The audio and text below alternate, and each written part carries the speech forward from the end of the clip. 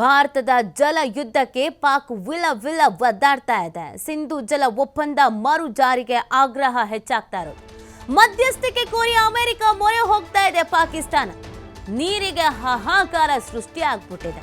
ಆ ಕಾರಣಕ್ಕಾಗಿ ಪಾಕ್ ಇದೀಗ ಕಂಗಾಲಾಗಿರೋದು. ಭಾರತದ ಕ್ರಮದ ಬಗ್ಗೆ ಚರ್ಚಿಸುವಂತೆ ಅಮೆರಿಕಕ್ಕೆ ಒತ್ತಡ ಹೇರ್ತಾ ಇದೆ. ಭಾರತ ತಕ್ಷಣ ಇದನ್ನ ಹಿಂಪಡೆಯುವಂತೆ ಹೇಳಿ ಸಿಂಧೂ ಜಲ ಸಮಸ್ಯೆಯನ್ನ ಬಗೆಹರಿಸುವಂತೆ ಮನವಿಯನ್ನ ಮಾಡಿಕೊಳ್ಳಲಾಗ್ತಾ ಇದೆ. ಮಾಡೋದು ಎದ್ನೋ ಬಿದ್ನೋ ಅಂತ ಅಮೆರಿಕದ ಹತ್ರ ಓಡೋಗೋದು. ದಯವಿಟ್ಟು ನಮಗೆ ಇದೊಂದು ಹೆಲ್ಪ್ ಮಾಡಿ, ದಯವಿಟ್ಟು ಇದೊಂದು ಮಾಡಿಕೊಡಿ ಅಂತ.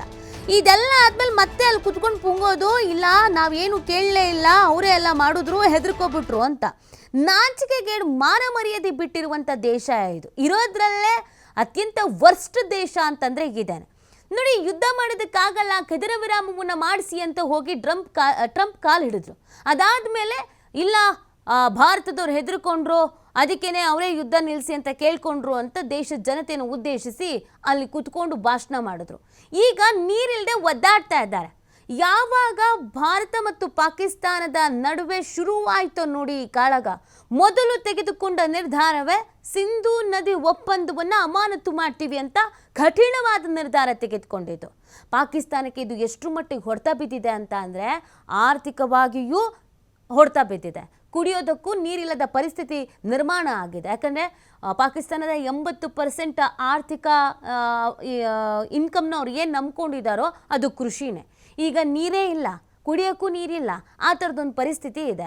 ಭಾರತ ಇದನ್ನೇ ಹೀಗೆ ಮುಂದುವರಿಸ್ಕೊಂಡು ಹೋಯಿತು ಅಂತಂದರೆ ಪಾಕಿಸ್ತಾನ ಹನಿ ಹನಿ ನೀರಿಗೂ ಒದ್ದಾಡಬೇಕಾಗತ್ತೆ, ಪ್ರಾಣ ಬಿಡಬೇಕಾಗತ್ತೆ.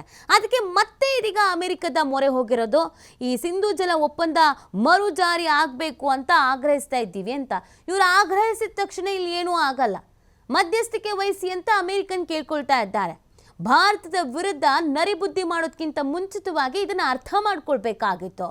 ಏನೇನು ಸಮಸ್ಯೆಗಳಾಗ್ಬೋದು, ರಾಜತಾಂತ್ರಿಕವಾಗಿ ಏನೆಲ್ಲ ರೀತಿಯಾದಂಥ ಪರಿಣಾಮವನ್ನು ನಾವು ಎದುರಿಸಬೇಕಾಗಬಹುದು ಅಂತ. ಇದ್ಯಾವುದನ್ನು ಮಾಡದೆ ಈಗ ಕುತ್ತಿಗೆಗೆ ಬಂದ ಮೇಲೆ ಎಲ್ಲವನ್ನ ರಿಕ್ವೆಸ್ಟ್ ಮಾಡ್ಕೊಳ್ತಾ ಇರೋದು ಪಾಕಿಸ್ತಾನ.